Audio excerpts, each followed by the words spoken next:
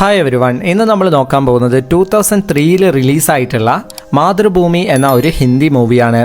സിനിമയുടെ സ്റ്റാർട്ടിംഗ് സീനിൽ തന്നെ ഒരു സ്ത്രീക്ക് പ്രസവ വേദന വന്നിട്ട് അവളുടെ വീട്ടിൽ നിന്ന് തന്നെ ആ പ്രസവത്തിൻ്റെ കാര്യങ്ങളൊക്കെ നടക്കുന്നതായിട്ട് കാണിക്കുന്നു. കാരണം അന്നത്തെ കാലഘട്ടത്തിൽ ഹോസ്പിറ്റലിലൊന്നും പോവാതെ വീട്ടിൽ തന്നെ ഈ പ്രായമായിട്ടുള്ള സ്ത്രീകളായിരുന്നു പ്രസവമൊക്കെ എടുത്തുകൊണ്ടിരുന്നത്. ഇപ്പോൾ ആ ഒരു വീടിൻ്റെ പുറത്തായിട്ട് ആ ഒരു സ്ത്രീയുടെ ഹസ്ബൻഡും പിന്നെ അതുപോലെ ബാക്കിയുള്ളവരെല്ലാവരും വളരെ ഹാപ്പി ആയിട്ട് അവർക്ക് ഒരു ആൺകുട്ടിയാണ് ജനിക്കാൻ പോകുന്നതെന്നൊക്കെ പറഞ്ഞിങ്ങനെ ഇരിക്കുകയാണ്.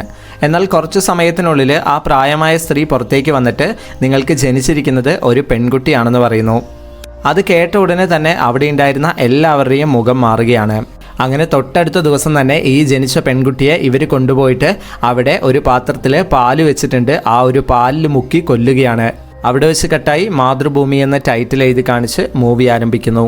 ഇപ്പോൾ ആ നാട്ടിൽ എന്തോ ഒരു ഉത്സവം പോലെ എന്തോ പരിപാടി നടക്കുന്നു. അപ്പോൾ അവിടെ പെണ്ണിൻ്റെ വേഷം കെട്ടിയിട്ട് ഒരുത്തൻ ഡാൻസ് കളിച്ചുകൊണ്ടിരിക്കുകയാണ്. ഇപ്പോൾ രാം ചരൺ എന്ന് പറഞ്ഞ ഒരു വ്യക്തിയെ കാണിക്കുന്നു. അയാൾക്ക് ശരിക്കും 5 ആൺമക്കളാണുള്ളത്. അപ്പോൾ ഇയാളുടെ മൂത്ത മകൻ ഇപ്പോൾ ഇയാളുടെ അടുത്ത് ചോദിക്കുന്നുണ്ട്, എനിക്ക് എപ്പോഴാണ് കല്യാണം കഴിച്ചു തരിക, എനിക്ക് ഇത്രയും പ്രായമായി എന്നൊക്കെ പറയുന്നു. അപ്പോഴാണ് അയാൾ പറയുന്നത്, ഞാനിപ്പോൾ കുറേ നാളുകളായിട്ട് നിങ്ങൾക്ക് വേണ്ടി പെണ്ണാലോചിക്കുകയാണ്, പക്ഷേ നമുക്കിവിടെ പെണ്ണിനെ കിട്ടാനില്ല. കാരണം ഈ ഒരു നാട്ടിൽ പെൺകുട്ടികൾ ജനിക്കാറില്ലല്ലോ, അതുകൊണ്ട് തന്നെ ഇപ്പോൾ പെണ്ണുങ്ങളെ കിട്ടാൻ ഭയങ്കര ബുദ്ധിമുട്ടാണ്. അങ്ങനെ അടുത്ത ദിവസം ഇപ്പോൾ ഇയാളുടെ വീട്ടിലേക്ക് ഒരു ബ്രോക്കർ വരുന്നു. അപ്പോൾ ബ്രോക്കറുടെ അടുത്ത് അയാൾ പറയുന്നുണ്ട്, മക്കൾക്ക് വേണ്ടിയിട്ട് പെണ്ണ് ചോദിച്ചിട്ട് ഇപ്പോൾ എത്ര നാളായി, ഇതുവരെ നിങ്ങൾക്ക് പെണ്ണിനെ കണ്ടുപിടിക്കാൻ കഴിഞ്ഞില്ലേന്ന്. അത് കേട്ടപ്പോൾ ബ്രോക്കർ പറയുകയാണ്, 15 വയസ്സുള്ള ഒരു പെണ്ണിനെ കിട്ടിയാൽ വരെ കല്യാണം ഉറപ്പിക്കാമെന്ന് വിചാരിച്ച് നോക്കിയിട്ട് പോലും പെണ്ണിനെ കിട്ടാനില്ല. 15 വയസ്സ് പോയിട്ട് 60 വയസ്സായിട്ടുള്ള മുത്തശ്ശീനെ പോലും കിട്ടാനില്ല എന്നൊക്കെ പറഞ്ഞിട്ട് അയാൾ ആ ഒരു രീതിയിൽ സംസാരിക്കുകയാണ്. ഇപ്പോൾ ഈ ഒരു വ്യക്തിയുടെ വീട്ടിൽ താഴ്ന്ന ജാതിയിൽപ്പെട്ട ഒരു പയ്യൻ പണിയെടുക്കുന്നുണ്ടായിരുന്നു. അപ്പോൾ ആ ഒരു ജാതി വിവേചനമൊക്കെ ഈ ഒരു മൂവിയിൽ പല സീനുകളിലായിട്ട് കാണിക്കുന്നുണ്ട്. അവിടെ വെച്ച് കേട്ടാൽ ഇപ്പോൾ അടുത്ത സീനിൽ നൈറ്റ് ആവുന്ന സമയത്ത് ഒരു വീട്ടിൽ ഇങ്ങനെ സിനിമ പ്ലേ ചെയ്യുകയാണ്. അപ്പോൾ ആ ഒരു ടി വിയിൽ സിനിമ വെച്ചത് കാണാൻ വേണ്ടിയിട്ട് ആ നാട്ടിലുള്ള എല്ലാ ആളുകളും അവിടെ ഒത്തുകൂടിയിട്ടുണ്ട്. അങ്ങനെ അവിടെ ഉണ്ടായിരുന്ന എല്ലാവരും കൂടി ഒരുമിച്ചിരുന്ന സിനിമ കാണുന്നു. അപ്പോൾ ആ ഒരു സിനിമ കണ്ടിട്ട് എല്ലാവർക്കും ഭയങ്കര വിഷമമാവുകയാണ്. അടുത്ത സീനിൽ കാണിക്കുന്നത് ഇപ്പോൾ നമ്മളുടെ രാം ചരണിൻ്റെ വീട്ടിൽ വർക്ക് ചെയ്തുകൊണ്ടിരുന്ന ആ ഒരു പയ്യനുണ്ടല്ലോ, ആ പയ്യൻ ഇപ്പോൾ വീട്ടിൽ വന്നിട്ടുള്ള ബാക്കി ഭക്ഷണമൊക്കെ എടുത്തുകൊണ്ട് പോയിട്ട് തൻ്റെ പാരൻസിനൊക്കെ കൊടുക്കുന്നു. അവർക്ക് അതൊക്കെ കഴിച്ചിട്ട് ഭയങ്കര സന്തോഷമാവുകയാണ്. അടുത്ത സീനിൽ രാം ചരണിൻ്റെ മകൻ സ്കൂളിൽ ടീച്ചറാണ്. അപ്പോൾ അവൻ സ്കൂളിൽ ഇങ്ങനെ ഇരിക്കുന്ന സമയത്ത് തൻ്റെ ഫ്രണ്ട് അങ്ങോട്ട് വന്നിട്ട് അടുത്ത ദിവസം എൻ്റെ കല്യാണമാണെന്ന് പറയുന്നു. അപ്പോൾ അവൻ നിനക്ക് പെണ്ണ് കിട്ടിയോ എന്ന് ചോദിക്കുമ്പോൾ എൻ്റെ അച്ഛൻ ഇവിടെ നാട്ടിൽ മൊത്തം അന്വേഷിച്ചിട്ട് കിട്ടാഞ്ഞിട്ട് തൊട്ടപ്പുറത്തെ ഗ്രാമത്തിൽ പോയിട്ടാണ് പെണ്ണ് കണ്ടത് എന്നൊക്കെ പറയുന്നു. അങ്ങനെ ഇപ്പോൾ ഈ ഒരു കാര്യം കേട്ട സമയത്ത് നമ്മളുടെ രാം ചരണിൻ്റെ മകന് ഭയങ്കര ദേഷ്യമാവുകയാണ്. അവൻ ആ ദേഷ്യം അവിടെയുള്ളൊരു സ്റ്റുഡൻറ്റിൻ്റെ അടുത്ത് തീർക്കുകയാണ്. അതിനുശേഷം അവൻ നേരെ വീട്ടിലേക്ക് ചെന്നിട്ട് അവൻ്റെ അച്ഛനെയും പിന്നെ അതുപോലെ ആ ബ്രോക്കറെയൊക്കെ ഭയങ്കര മോശമായിട്ട് സംസാരിക്കുന്നു. അതായത് എൻ്റെ ഫ്രണ്ടിന് വരെ കല്യാണമായി, അവനാണെങ്കിൽ അവൻ്റെ വീട്ടുകാർ തൊട്ടപ്പുറത്തെ ഗ്രാമത്തിൽ പോയിട്ടാണ് പെണ്ണ് കണ്ടുപിടിച്ചത്, നിങ്ങൾ വെറുതെ ഈ ഒരു ഗ്രാമത്തിൽ ഇങ്ങനെ നടന്നിട്ട് വർഷങ്ങളോളം നടക്കലേ ഉണ്ടാവുള്ളൂ എന്നൊക്കെ പറഞ്ഞിട്ട് അവൻ വളരെ ഓപ്പണായിട്ട് അവൻ്റെ വിഷമങ്ങളും കാര്യങ്ങളും ഒക്കെ പറയുന്നു. അങ്ങനെ ഇപ്പോൾ ബ്രോക്കർ ഇതെല്ലാം കേട്ടിട്ട് നേരെ നമ്മളുടെ രാം ചരണിൻ്റെ മകൻ്റെ ഫ്രണ്ടിൻ്റെ അടുത്തേക്ക് ചെല്ലുകയാണ്. എന്നിട്ട് അവൻ്റെ വീട്ടിൽ ചെന്ന് ആളുടെ അച്ഛൻ്റെ അടുത്ത് ചോദിക്കുന്നുണ്ട് എങ്ങനെയാണ് മകന് പെണ്ണ് കിട്ടിയതെന്ന്. അപ്പോൾ അയാൾ പറയുന്നുണ്ട്, ഞാൻ തൊട്ടപ്പുറത്തെ ഗ്രാമത്തിൽ പോയിട്ടാണ് മകന് വേണ്ടിയിട്ട് പെണ്ണ് അന്വേഷിച്ചത്, അതുപോലെ തന്നെ ഏകദേശം 1 ലക്ഷം രൂപയുടെ മേലെ ഞാൻ അതിന് വേണ്ടിയിട്ട് ചെലവ് ചെയ്തിട്ടുണ്ട് എന്നൊക്കെ പറയുന്നു. അപ്പോൾ ബ്രോക്കർ പറയുന്നു, നമ്മളുടെ രാം ചരണിൻ്റെ 5 മക്കളുണ്ട്, അപ്പോൾ 5 മക്കൾക്ക് വേണ്ടിയിട്ട് 5 പെണ്ണിനെ കണ്ടുപിടിക്കണം, അപ്പോൾ എന്തായാലും ഞാനൊന്ന് അപ്പുറത്തെ നാട്ടിൽ പോയി അന്വേഷിച്ച് നോക്കാമെന്നൊക്കെ പറഞ്ഞിട്ട് അയാൾ അവിടെ നിന്ന് പോവുകയാണ്. അങ്ങനെ ഇപ്പോൾ അടുത്ത ദിവസം ആ ഫ്രണ്ടിൻ്റെ കല്യാണമാവുകയാണ്. അപ്പോൾ ആ കല്യാണത്തിന് പെണ്ണിനെയും കൂട്ടിയിട്ട് വരുന്ന സമയത്ത് ആ നാട്ടിലുള്ള എല്ലാ ആണുങ്ങളും ഇങ്ങനെ ഭയങ്കരമായിട്ട് ഇങ്ങനെ നോക്കുകയാണ്. കാരണം എന്താണെന്ന് വെച്ച് കഴിഞ്ഞാൽ ഈ ഒരു നാട്ടിൽ 15 വർഷമായിട്ട് പെണ്ണുങ്ങളെ ഉണ്ടായിരുന്നില്ല. അങ്ങനെ ഇപ്പോൾ കല്യാണത്തിൻ്റെ ചടങ്ങുകളൊക്കെ നടക്കുന്ന സമയത്ത് ആ ചടങ്ങുകളൊക്കെ ചെയ്യുന്ന ആ ഒരു വ്യക്തിക്ക് ചെറിയൊരു സംശയം തോന്നുകയാണ്. അതായത് ഈ ഒരു കല്യാണ പെണ്ണിനെ കണ്ടു കഴിഞ്ഞാൽ പെണ്ണിനെ പോലെ തോന്നുന്നില്ല. അങ്ങനെ ഇപ്പോൾ അയാൾ ആ ഒരു സംശയം പറയുന്നു. അങ്ങനെ എല്ലാവർക്കും അതൊരു സ്ത്രീ അല്ലായിരുന്നു, ഒരു ആണ് സ്ത്രീയുടെ വേഷം കെട്ടിയതാണെന്ന് മനസ്സിലാവുന്നത്. അങ്ങനെ അതറിഞ്ഞ സമയത്ത് ആ കല്യാണ ചെക്കൻ്റെ മനസ്സാകെ തകർന്നു പോവുകയാണ്. അവിടെ വെച്ച് കട്ടായി ഇപ്പോൾ അടുത്ത ദിവസം ഈ ഒരു ബ്രോക്കർ അവിടെ ഒരു പുഴക്കരയിൽ ഇങ്ങനെ ഇരിക്കുന്ന സമയത്താണ് ഒരു പെൺകുട്ടിയുടെ ശബ്ദം കേൾക്കുന്നത്. അങ്ങനെ ആ ഒരു ശബ്ദത്തെ ഫോളോ ചെയ്ത് അയാൾ വരുന്ന സമയത്ത് വളരെ സുന്ദരിയായിട്ടുള്ള ഒരു സ്ത്രീയെ കാണുന്നു. അങ്ങനെ ഇപ്പോൾ ആ സ്ത്രീയെ ഫോളോ ചെയ്ത് അവൻ വരികയാണ്. അപ്പോൾ ആ ഒരു വ്യക്തി ആ ഒരു സ്ത്രീയെ ഫോളോ ചെയ്യുന്നത് കണ്ടിട്ട് ആ ഒരു പെൺകുട്ടി ഭയങ്കരമായിട്ട് പേടിച്ച് അവിടെ നിന്ന് പോവുകയാണ്. അങ്ങനെ ഇപ്പോൾ ഇയാൾ അവളെ ഫോളോ ചെയ്ത് നേരെ അവളുടെ വീട്ടിലേക്ക് വന്നിട്ട് അവളുടെ അച്ഛൻ്റെ അടുത്ത് ഇങ്ങനെ ഞാനൊരു ബ്രോക്കറാണ്, ഇങ്ങനെ കല്യാണം ആലോചിക്കാൻ വേണ്ടി വന്നതാണെന്നൊക്കെ പറഞ്ഞ് ഇരുന്ന് സംസാരിക്കുന്നു. എന്നിട്ട് ബ്രോക്കർ പറയുന്നു, നാട്ടിൽ രാംചരൺ എന്ന് പറഞ്ഞ ഒരു വ്യക്തിയുണ്ട്, അയാൾക്കാണെങ്കിൽ 5 മക്കളുണ്ട്, അയാളുടെ മൂത്ത മകൻ ഒരു അധ്യാപകനാണ്. സോ അവന് വേണ്ടിയിട്ട് പെണ്ണന്വേഷിക്കാൻ വേണ്ടിയിട്ടാണ് ഞാൻ വന്നിട്ടുള്ളത്. നിങ്ങളുടെ മകളെങ്ങാനും അവനെ കല്യാണം കഴിച്ചു കഴിഞ്ഞാൽ അവർക്ക് നല്ല ഹാപ്പി ആയിട്ട് ജീവിക്കാൻ വേണ്ടി സാധിക്കും. അപ്പോൾ ഈ പെണ്ണിൻ്റെ അച്ഛൻ ഭയങ്കരമായിട്ട് ചിന്തിച്ചുകൊണ്ടിരിക്കുന്നത് കണ്ടിട്ട് നിങ്ങൾക്ക് ഈ ഒരു കല്യാണം നടന്നു കഴിഞ്ഞാൽ 1 ലക്ഷം രൂപ പണം തരാമെന്നൊക്കെ അയാളിപ്പോൾ പറയുകയാണ്, അതായത് ബ്രോക്കർ പറയുകയാണ്. അത് കേട്ട സമയത്ത് ആ പെണ്ണിൻ്റെ അച്ഛനും സമ്മതം മൂളുകയാണ്. അങ്ങനെ ഇപ്പോൾ ബ്രോക്കർ നേരെ പോയിട്ട് രഘുറാം സിംഗിനെ കൂട്ടിക്കൊണ്ട് വരുന്നു.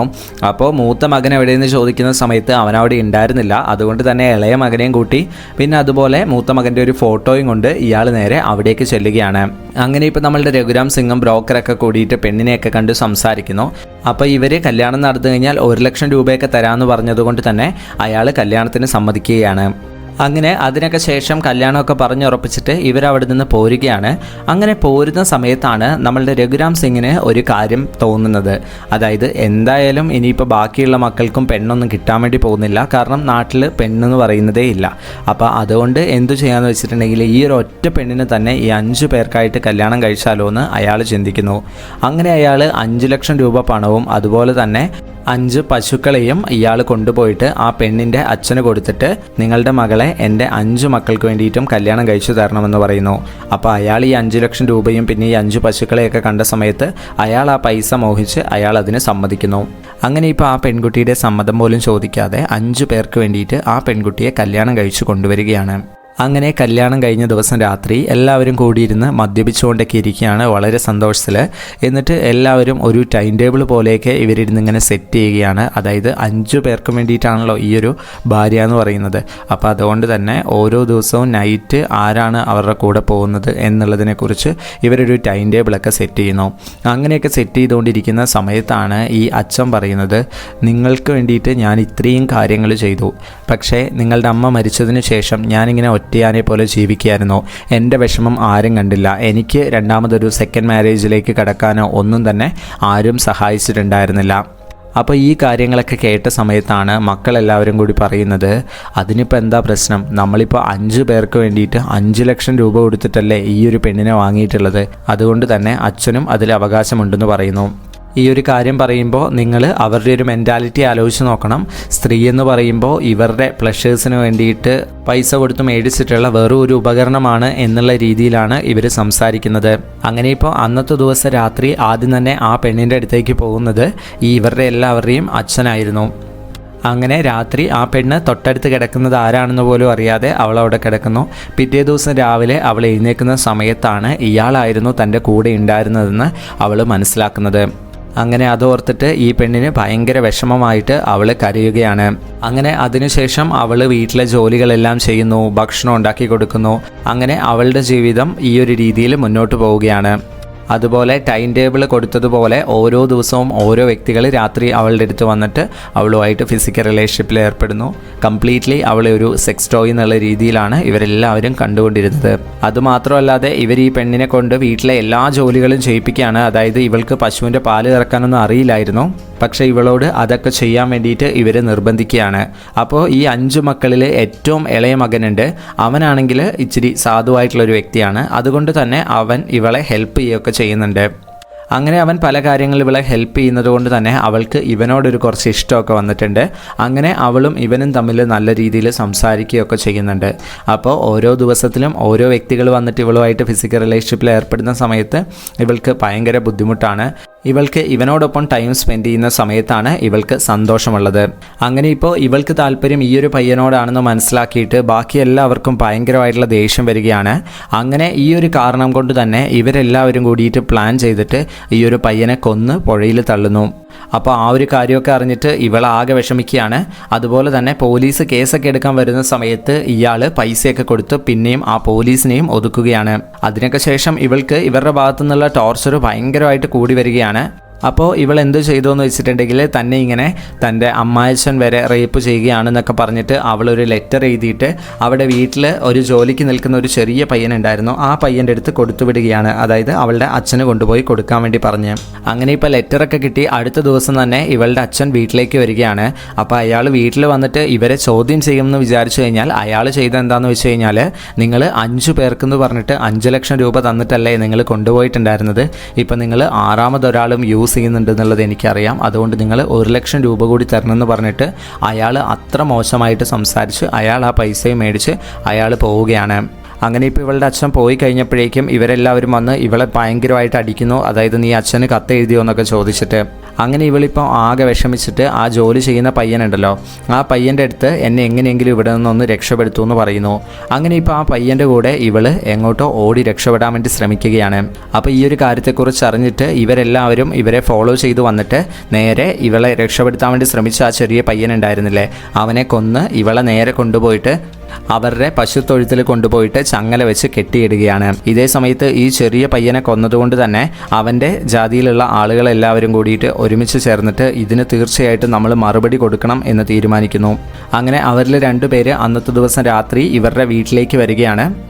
അങ്ങനെ അവർ വീട്ടിലേക്ക് ഒളിച്ചു കയറുന്ന സമയത്താണ് ഇങ്ങനെ പശുത്തൊഴുത്തിൽ ഈ ഒരു പെണ്ണിനെ കെട്ടിയിട്ടിരിക്കുന്നത് കാണുന്നത്. അപ്പോൾ ഒരു സ്ത്രീയെ കണ്ടിട്ട് ഒരുപാട് നാളായി എന്നൊക്കെ പറഞ്ഞിട്ട് ആ കൂട്ടത്തിൽ ഒരു വ്യക്തി ഒന്നും നോക്കാതെ അവളെ റേപ്പ് ചെയ്യുകയാണ്.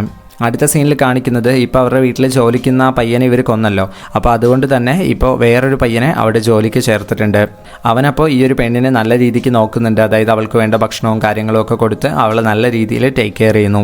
അങ്ങനെ ഒരു സ്റ്റേജിൽ ഈ ഒരു പെണ്ണ് പ്രഗ്നൻ്റ് ആവുകയാണ്. അപ്പോൾ അവൾ പ്രഗ്നൻ്റ് ആയ പെണ്ണാണോ എന്ന് പോലും നോക്കാതെ ഇവരെല്ലാവരും അബ്യൂസ് ചെയ്യുന്നുണ്ട്. അങ്ങനെ ഇപ്പോൾ ഈ പ്രഗ്നൻസിക്ക് കാരണം ആരാണെന്നൊക്കെ ചോദിച്ചിട്ട് അതിൻ്റെ പേരിൽ ഒരു ചർച്ചയും വഴക്കുകളൊക്കെ വരുന്നുണ്ട്. അപ്പോൾ അച്ഛനാണെങ്കിൽ താനാണ് ഫസ്റ്റ് നൈറ്റിൽ ആദ്യം പോയിട്ടുണ്ടായിരുന്നതെന്നൊക്കെ പറഞ്ഞിട്ട് അയാൾ അതിൻ്റെ അവകാശം വേണമെന്ന് പറയുന്നു. അതേ സമയത്ത് മക്കൾ അവരാണെന്ന് പറയുന്നു. അങ്ങനെ തമ്മിൽ ഒരു വഴക്കൊക്കെ ഉണ്ടാവുന്നുണ്ട്.